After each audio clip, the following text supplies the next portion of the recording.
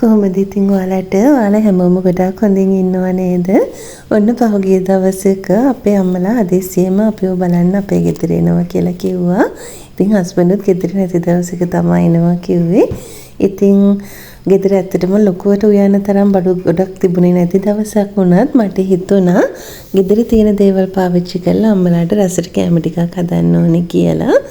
ඒකේ වීඩියෝ එක තමයි අද මම ඔයාලට අරගෙන ආවේ. ඉතින් ඔන්න උයන්න ගත්තේ මං උදේ 10ට විතර. ඊයේ හවස අම්මලා එනවා කිව්ව ගමන් මම ගෙදර තිබ්බ චිකන් ටික සීසන් කරලා ෆ්‍රිජ් එකෙන් තියාගත්තා. ඒ වගේම බටු ටිකක් තිබ්බා. ඒකත් බෙදලා තියාගත්තා. ඉතින් ඒක නිසා මට උයන එක ගොඩක් පහසු වුණා. මොකද චූටි දුවයි චූටි පුතයිත් ගෙදර ඉන්න දවසක් නිසා ඒ දෙන්නවත් බලා ගන්න අතරෙම තමයි මට කැම ටික හදා ගන්න උනේ. ඉතින් ඉස්සෙල්ලාම අල ටික තැම්බෙන්න තියන්න හිතුවා. ඉතින් මේ විදිහට හොඳට හොදගත්ත අල ටික සාමාන්‍ය ගානේ කෑලි වලට කපලා ප්‍රෙෂර් කුකර් එකේ තඹා ගත්තා. කහ චුට්ටකුත් දාලම තඹා ගත්තේ. ඉතින් ප්‍රෙෂර් කුකර් එකේ තඹා ගද්දී වතුර සාමාන්‍ය ප්‍රමාණයට තියලා ගොඩාක් සැර ගින්දරේ නැතුව සාමාන්‍ය ගින්දරයක එක විසිල් එකක් යනකම් තඹා ගත්තාම අල ටික ගානට තඹා ගන්න පුළුවන්. වැදගත්ම දේ ගින්දර ගොඩාක් අඩු කරන්නේ නැතුව තියාගන්න එක. ඉතින් අල ටික තැම්බෙනකම් මම මේ ලෑස්ති වුණේ චිකන් එකට ඕන දේවල් ටික කපා ගන්න. ඊට කලින් අවශ්‍ය කරන හැම දෙයක්ම මේ විදිහට ළඟට ගත්තා. ඉතින් මේ තියෙන්නේ ඊයේ මම සීසන් කරලා තියාගත්ත චිකන් ටික. ඉතින් චිකන් ටික හදා ගන්න ඕනේ අමු මිරිස්, බීලුණු, සුදු ලුණු ටිකක් තලලා ගත්තා ඉඟුරුත් එක්කම. රම්පේ කරපිංචා ඒ වගේම සේර ඒ හැමදේම මේ විදිහට ලෑස්ති කරගත්තා. ඉතින් බීලුණු හැම හදන හැම කරි එකකටම ඇති වෙන ප්‍රමාණයට තමයි සුද්ධ කරලා පැත්තකින් තියාගත්තේ. එතකොට උයන්න හරිම ලේසි. ඉතින් මේ තියෙන්නේ චිකන් එකට මම කපාගත්ත ටික. ඔන්න ඉස්සෙල්ලාම තෙල් ටිකක් මේ විදිහට රත් වෙන්න තිබ්බා. තෙල් ටික රත් වෙද්දිම බීලුණු ටික තමයි එකතු කරගත්තේ. ඊට පස්සේ රම්පේ කරපිංචා ටික, අමු මිරිස් ටික, ඊට පස්සේ තමයි අපි සුදු ලුණු ටික එකතු කරන්න ඕනේ. ඒ වගේම සේර එකතු කරාම චිකන් එක ගොඩාක් රසයි. ඉතින් මං ගාව සේර තිබ්බ නිසා සේරත් එකතු කරා. අන්තිමට තමයි තලාගත්ත ඉඟුරු සුදු ලුණු ටික එකතු කරගත්තේ. අර ඉඟුරු සුදු ලුණු කලින් එකතු කරගත්තාම ඉක්මනට පිච්චෙන්න බලනවානේ. ඒ නිසා අන්තිමට එකතු කරගත්තාම පිච්චෙන්නේ නැතුව තියාගන්න පුළුවන්. ඒ ටිකක් තෙලෙන් ටෙම්පරාදු වෙද්දි මම ඒකට මිරිස් කුඩු වගේම කහ කුඩු ටිකකුත් එකතු කරා. එතකොට චිකන් එකට ගොඩාක් ලස්සන පාටක් එනවා. ඊට පස්සේ තමයි චිකන් ටික එකතු කරගත්තේ. ඊට පස්සේ අපි මේකට දැම්ම වතුර දාන්නේ. අද මට චිකන් එකට දාන්නේ සියඹලා නෑ. ඒ වගේම විනාගිරිත් අද මගේ ළඟ නැහැ. ඉතින් ඇත්තටම චිකන් එකට මම ගොරක පාවිච්චි කරන්න කැමති නැහැ. ඒ නිසා මම අද තක්කාලි දාලා තමයි හදාගන්නේ. ඉතින් වතුර දාන්නේ නැතුව මද ගින්දරේ කියන්නේ ගොඩාක් අඩු ගින්දරක චිකන් එක තැම්බෙන්න තිබ්බා. ඊට පස්සේ දැන් මම මේ හදාගන්නේ අල එක උයා ගන්න. ඉතින් මේ වෙද්දී අල ටික තැම්බිලා ඉතින් මම අල ටික සුද්ධ කරලා පැත්තකින් තියාගෙන දැන් මේ ලෑස්ති අල එකට ඕන කරන රම්පේ කරපිංච සුදු ලුණු බීලුණු ටික උයාගෙන ඉන්නේ. ඉතින් ඒ ටික ඔක්කොම මේ විදිහට දාලා අමු තුන පහ ටිකක් ඒ වගේම විශේෂයෙන් උළු හාල් ටිකක්, කුරුඳු පොතු, කහ ටිකක් දාලා මේ විදිහට අපි දිය කිරින් උයාගෙන ඉන්න ඕනේ. සුදු ලුණු ටිකකුත් මම එකතු කරගත්තා. සමහර අය සුදු ලුණු එකතු කරන්නේ නැහැ. සුදු ලුණු එකතු කරගත්තාම රසයි. ඒ වගේම මම ගොඩක් වෙලා තියාගන්න එකක් නෙමෙයිනේ.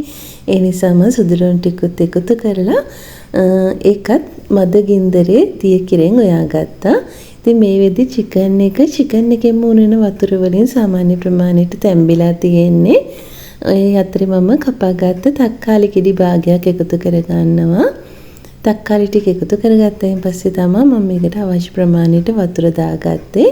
ඉතින් අල හොදි තියෙන නිසාද මම ලොකුවට චිකන් එකේ හොදි තියෙන උයාගන්නේ නැහැ. සාමාන්‍යයෙන් හින්දලා වෙන ගානට වගේ තමයි උයාගන්නේ. ඉතින් ඔන්න ඔය අතරේ අර අලයකට අපි දාගත්ත දිය කිරියකින් මිරිස් තුන පහ ටික හොඳට තැම්බිලා තිබුණා. ඉතින් අල හොදි එක හදද්දි මම මිරිස් කුඩු පාවිච්චි කරන්නේ නැහැ. අම මිරිස් ටිකක් දාපුවාම ගානට අර හොද්ද රසට එනවා. ඉතින් ඊට පස්සේ මිටි කිරි ටික දාලා මිටි කිරි ටික හොඳට ඉතුරු අයින් පස්සේ අල ටිකක් දාගත්තා. ඊට පස්සේ රස අවශ්‍ය ප්‍රමාණයට ලුණුත් එකතු කරගත්ත රස බලලා. ඉතින් ඔන්න ඔය අතරේ චිකන් එකක් තිද්දෙනවා. දැන් මම මේ ලෑස්ති වෙන්නේ බටු එක හදාගන්න. ඉතින් බටු මොජුත් හදන්න මම අර කලින් කිව්වා වගේ අද මං ගාව විනාකිරි නැහැ නේ. ඒ නිසා මං හිතුවා ලේසිම ක්‍රමයකට බටු මොජු එක හදාගන්න ඕනේ කියලා. ඔය විදිහට තෙල් ටිකක් රත් වෙන්න තියලා ඒකට දාගත්ත තලාගත් ඉනසල්, කරාඹු නැටි, කුරුඳු පොතු, සුදු ලුණු, තක්කාලි, අමුමිරිස්, රම්පි කරපිංචා කියන ඔක්කොම දේවල් ටික දාලා ඒක හොඳට මේ විදිහට තැම්බෙද්දිම මම මේකට සීනි එකතු කරා. ඒත් එක්කම කහ ටිකක්, කැලි මිරිස් ටිකකුත් අපි මේකටම දාගන්න ඕනේ. ඉතින් තෙල් එකටම සීනි එකතු කරගත්තාම බටු එකක් වගේ දෙයක් උයද්දි ඒක ගොඩාක් රසට ගන්න පුළුවන්. ඒ නිසා මම නම් අනිවාර්යෙන් මේ වගේ දෙයක් හදද්දි තෙල් එකටම සීනි එකතු කරගන්නවා. ඊට පස්සේ තමයි කැලි මිරිස් ටික එකතු කරගන්නේ. ඒ වගේම ගම් මිරිස් කුඩු චුට්ටක්, ලුණු කුඩු ටිකක් ඒ වගේම එකතු කරගන්න පුළුවන්. අමු 3-5 කුඩු ටිකක්. ඉතින් මේ විදිහට බටු එක හදාගත්තාම මොන්ජු එකක් වගේම ගොඩාක් රසයි. ඒ වගේම හදාගන්නත් හරිම ලේසි. මේක දවසක් වගේ වුණත් තියාගෙන කන්න පුළුවන්. ඉතින් මෙන්න මේ විදිහට ඔක්කොම ටිකක් වෙලා තෙලෙන් ටෙම්පරාදු වෙන්න තියෙන්න ඕනේ. ඉතින් ඒකේ ලිප්ප ගින්දර හොඳට මඩු කරලා තියලා දැන් මම මේ ලෑස්ති බත් එක උයා ගන්න. ඉතින් කිරි සම්බා ටිකක් තිබ්බා ගෙදර. ඒ ටික හොඳට හොදලා කහ බතක් තමයි අද මම උයන්නේ. ඔන්න ඔය විදිහට බටුගේ අවශ්‍ය දේවල් ටික තැම්බුණායින් පස්සේ මම මේ විදිහට කලින් බැඳලා තියාගත්ත බටු ටික එකතු කරගත්තා.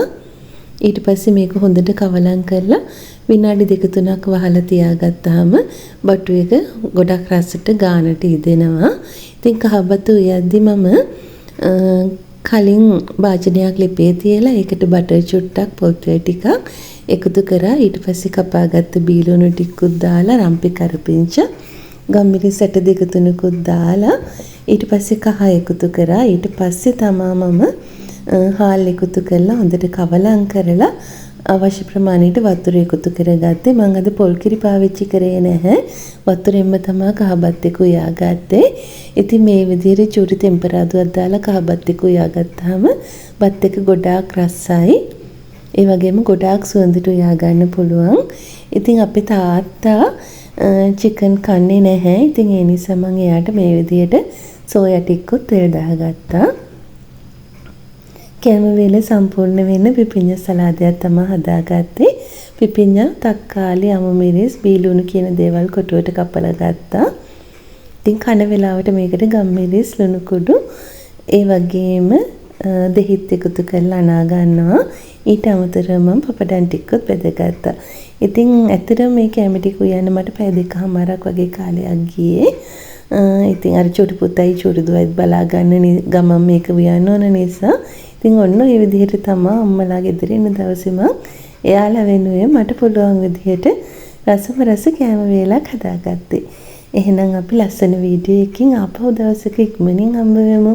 මගේ වීඩියෝ එක නරඹුවාට ගොඩාක් ස්තුතියි.